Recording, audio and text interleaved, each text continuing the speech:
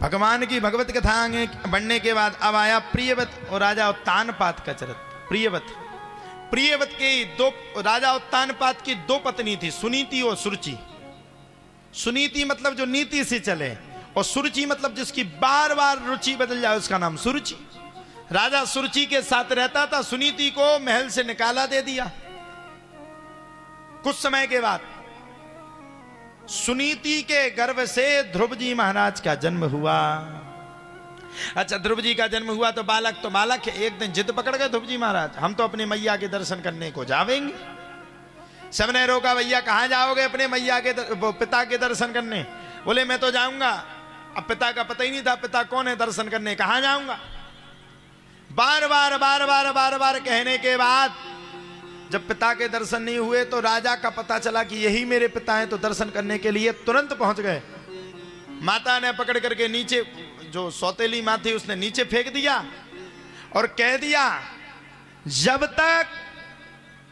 तक मैं तुम्हें नहीं अपनाऊंगी, जब तक तू मेरे गर्भ से जन्म नहीं लेगा। बालक सो बालक बात लग गई, और लग करके ध्रुव जी महाराज ने वन में कठोर नारद मुनि के द्वारा गुरु दीक्षा लेकर के तपस्या की, और भगवान को खिंचे खिंचे नारद मुनि की ओर आना पड़ा। जिसने प्रभु गुण गाए, हरि दौड़े चले आए, हरि खिंचे चले आए। जिसने हरि गुण गाए, प्रभु दौड़े चले आए, हरि दौड़े चले आए। ध्रुव जी महाराज ने भगवान को पाया। 36,000 वर्ष तक राज्य किया पृथ्वी लोक में, और 36,000 वर्ष तक राज्य करने के तत्पश्चात ही भगवान की भगवत कृपा आगे बढ़ी। और अब की बात प्रियव्रत का चरित्र आ गया। प्रियव्रत महाराज के यहाँ ऋषभदेव जी का जन्म हुआ, और ऋषभ के यहाँ ही आगे चल करके भरत जी के 3 जन्म की कथा हुई, और अजामलोपाख्यान आया। अब आ गया किसका चरित्र? प्रहलाद का। महाराज कश्यप की 2 पत्नी थी, दिति अदिति थी। हाँ, तो दिति और अदिति थी 2 पत्नी। दिति के गर्भ से राक्षसों की उत्पत्ति हुई, और अदिति के गर्भ से किसकी उत्पत्ति हुई? देवताओं की। क्यों भाई? देवताओं की तो हुई महाराज, देवता। दिति और अदिति। अब हुआ क्या? अब दिति अदिति क्यों कह रहे बार बार, पता है आपको? हम सबसे ज्यादा भागवत में हम लोगों के अध्याय होते हैं रटने की, तो सबसे ज्यादा कुटत्ते दिति अदिति पे।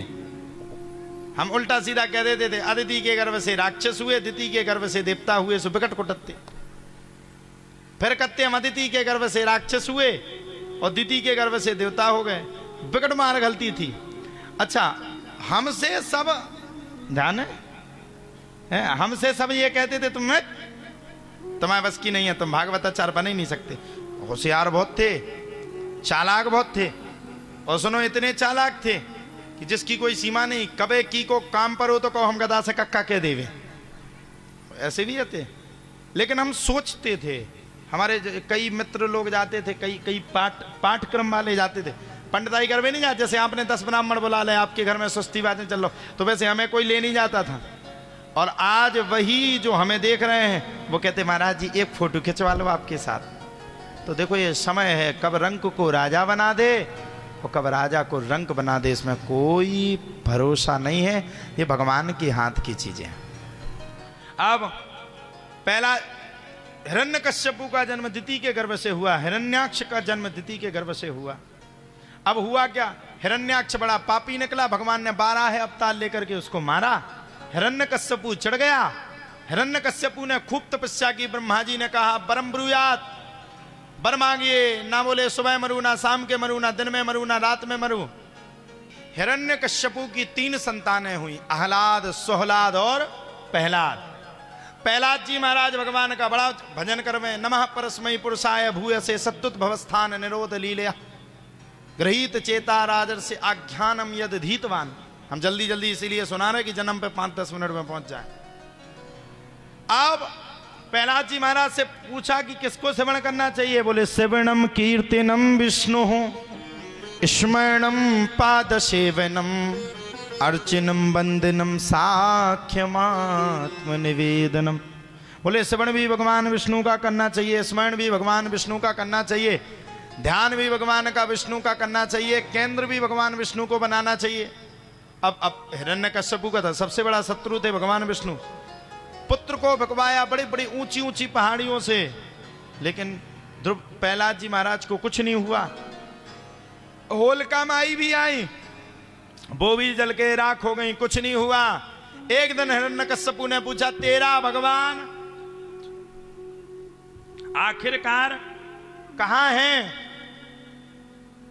प्रहलाद जी महाराज ने कहा, बोले प्रभु हमारा भगवान तो पृथ्वी के कण कण में है, हमारा भगवान पृथ्वी के कण कण में है, पृथ्वी की जगह जगह पर मेरा भगवान व्याप्त है। अब क्या किया जाए? धीरे धीरे करके भगवान की सत्ता आगे बढ़ी, और जब धीरे धीरे करके भगवान की सत्ता आगे बढ़ी तब तो प्यारे कहा जाता है भगवान की सत्ता आगे बढ़ने के तत्पश्चात ही, भगवान के केंद्र बिंदु आगे बढ़ने के तत्पश्चात ही भगवान की अमर कथा भी आगे बढ़ गई। और जैसे ही भगवान की अमर कथा आगे बढ़ी तब तो प्यारे कहा जाता है प्रहलाद जी महाराज के कहने पर भगवान नरसिंह ने अवतार लिया और भगवान नरसिंह ने हिरण्यकश्यपु का उद्धार किया। आगे चल के भैया गजेंद्र मोक्ष की कथा आई, और आगे चल करके गजेंद्र मोक्ष की कथा आने के तत्पश्चात ही, गजेंद्र मोक्ष की कथा होने के तत्पश्चात ही धीरे धीरे करके गजेंद्र मोक्ष की पूर्ण कथा होने के बाद देवासुर संग्राम आया।